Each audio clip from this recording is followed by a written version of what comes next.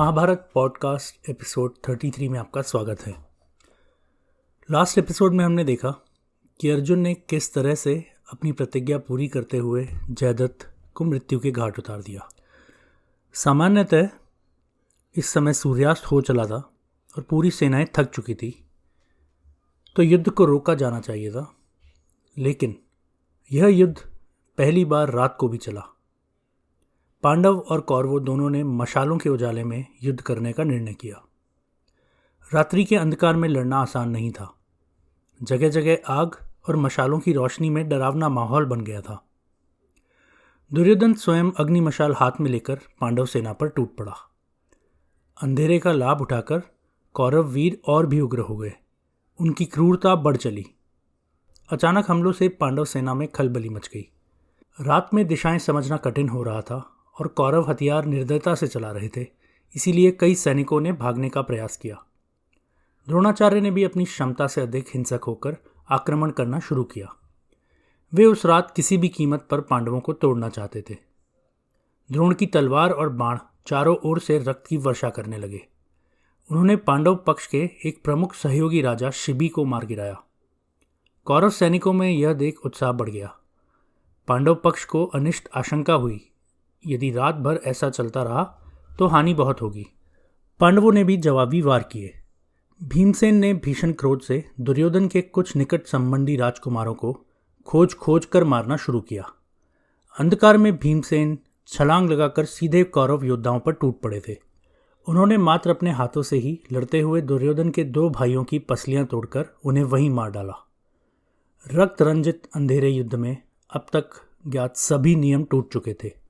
केवल शक्ति का बोलबाला था। रात्रि पहर बीतने के साथ साथ पांडव पक्ष ने निर्णय लिया कि उन्हें अपने अजेय अस्त्र का सहारा लेना होगा। वह था राक्षस घटोत्कच का मायावी कौशल।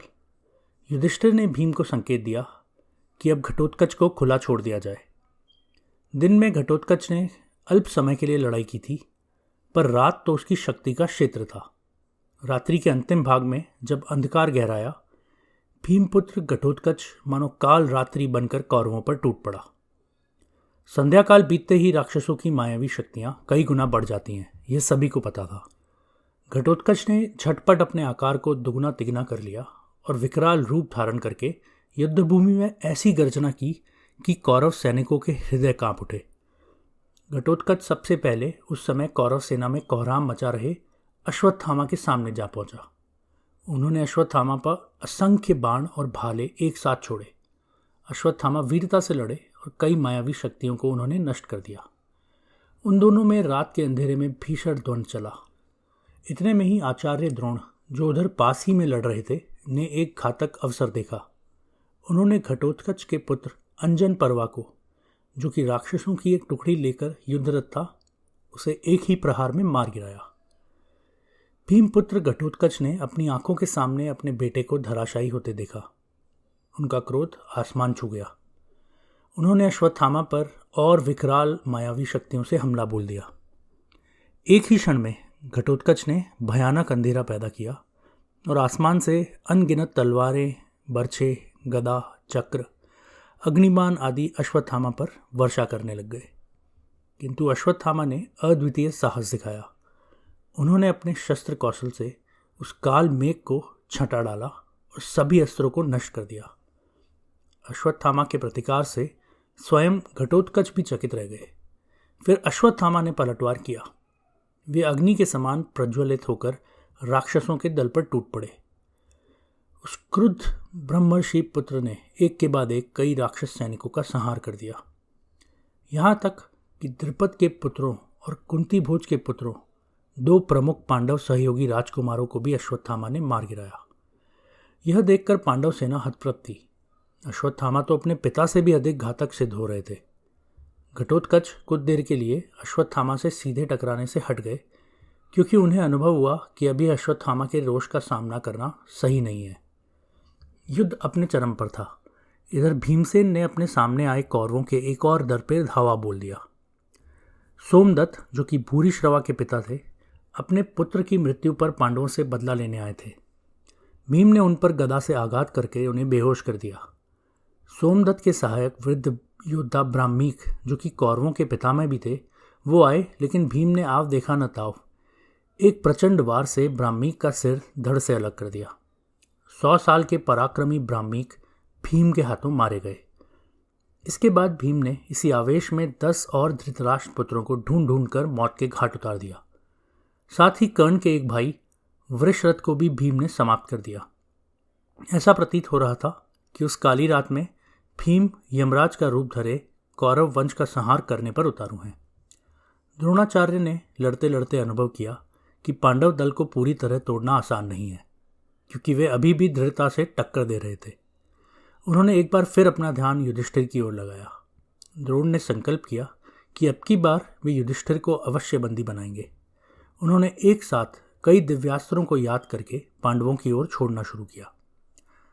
युधिष्ठिर ने धैर्य रखा और एक एक करके उन अस्त्रों को अपने पास उपलब्ध दिव्यास्त्रों से काटते गए। आचार्य द्रोण ने तब क्रोध में आकर फिर से ब्रह्मास्त्र का प्रयोग किया। युधिष्ठिर ने शांत मन से उसी ब्रह्मास्त्र को खत्म करने के लिए अपना ब्रह्मास्त्र चलाया। इस बार 2 ब्रह्मास्त्र टकराए और भयानक तेज प्रकाश हुआ, पर युधिष्ठिर को फिर से बचाव करने का मौका मिल गया। द्रोणाचार्य और हैरान हुए कि युधिष्ठिर जैसे शांत स्वभाव के व्यक्ति के पास भी इन दिव्यास्त्रों का ज्ञान है। युधिष्ठिर ने न केवल अपने को सुरक्षित रखा था, बल्कि अपने निकटवर्ती सैनिकों को भी बचाया था। तभी द्रोण ने एक के बाद एक शक्तिशाली बाण छोड़े और युधिष्ठिर का रथ पूरी तरह से चूर हो गया।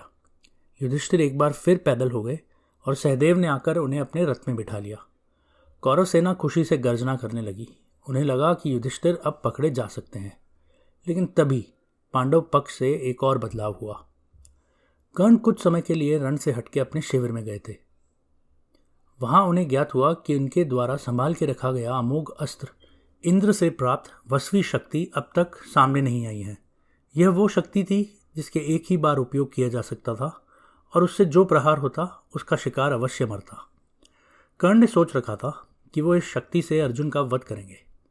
दुर्योधन हतोत्साहित बैठे थे। कर्ण ने उन्हें सांत्वना दी और वादा किया कि कल सवेरा होते ही वो अर्जुन को उसी शक्ति से मार देगा। ये सुन कौरव सेनापति कृपाचार्य ने कर्ण को सावधान किया। कर्ण, ऐसा घमंड ठीक नहीं। अर्जुन को मारना आसान नहीं है। वो महावीर हैं। इस तरह शूरवीर होकर भी डींग मारना योद्धा को शोभा नहीं देता है। कृपाचार्य की सलाह कर्ण को कटु लगी। वे गुस्से में आ गए। उन्होंने गुरु कृप का अपमान करते हुए उन्हें वृद्ध और भयभीत कह डाला। यह सुनकर सभा में ही अश्वत्थामा क्रोध से भर गए। वो चिल्लाए, कर्ण, तुम आचार्य कृप जैसे आदरणीय योद्धा का अपमान कर रहे हो। यदि ये वृद्ध ना होते तो मैं अभी तुम्हारी गर्दन धड़ से अलग कर देता। कर्ण भी तेजस्वी वाणी वाले थे। उन्होंने अश्वत्थामा को काटने की कोशिश की। बात बढ़ने लगी तो कृपाचार्य और दुर्योधन ने बीच बचाव किया और किसी तरह अश्वत्थामा का क्रोध शांत कराया। पर यह साफ था कि कौरव पक्ष के भीतर तनाव पनप रहा था। कर्ण इस घटना से बहुत लज्जित और क्रोधित थे। उन्होंने आवेश में तुरंत युद्ध क्षेत्र में लौटने का निश्चय कर लिया। कर्ण रात के अंधेरे में आग उगलते हुए फिर से रणभूमि में उतरे और उन्होंने आते ही पूरे उत्साह से पांडव सैनिकों का विध्वंस आरंभ कर दिया। कर्ण एक के बाद एक पांडव योद्धाओं को गिरा रहे थे। उनके प्रहारों से पांडव सेना में भगदड़ मचने लगी। ऐसा लगता था मानो स्वयं देवताओं का सारथी सूर्य अपने तेज बाणों से सब कुछ जलाने आया हो। कर्ण के प्रहार से पांडव सेना में त्राही त्राही मच गई और कई योद्धा मारे गए। लेकिन कर्ण को बहुत देर तक खुली छूट नहीं मिली। अर्जुन ने देखा कि कर्ण ने वापस आकर भारी विनाश किया है, तो वे तुरंत वहां पहुंचे। अर्जुन और कर्ण इस महायुद्ध में पहली बार आमने सामने भीषणता से मिले। दोनों के रथों से अनवरत अग्निबाण, वज्र, नागास्त्र निकलकर एक दूसरे को भेदने लगे। रात के अंधेरे में भी इन 2 महारथियों का युद्ध चमक रहा था। थोड़ी ही देर में अर्जुन ने अपने अर्जित कौशल का परिचय दे दिया। एक सधे हुए बाण से उन्होंने कर्ण का धनुष काट डाला। फिर तुरंत कुछ और तीर मारकर कर्ण के रथ के घोड़ों को गिरा दिया और सारथी को भी मार डाला। कर्ण का रथ रुक गया और वे असहाय हो गए। अर्जुन के पास अवसर था कि वे कर्ण का अंत कर दें, लेकिन तभी कौरव पक्ष से कृपाचार्य अपने रथ को तेजी से लाते हुए कर्ण के समीप पहुंचे। कर्ण ने झट से कृपाचार्य के रथ में छलांग लगा दी और उस पर सवार होकर वहां से निकल गए। इस प्रकार कर्ण को रणभूमि छोड़नी पड़ी। अर्जुन ने उन्हें बुरी तरह परास्त कर दिया था। पांडव पक्ष ने विजय घोष किया और कौरव सेना पर इसका विपरीत असर हुआ। उधर सात्यकी और ब्राह्मी पुत्र सोमदत्त का द्वंद्व चल रहा था।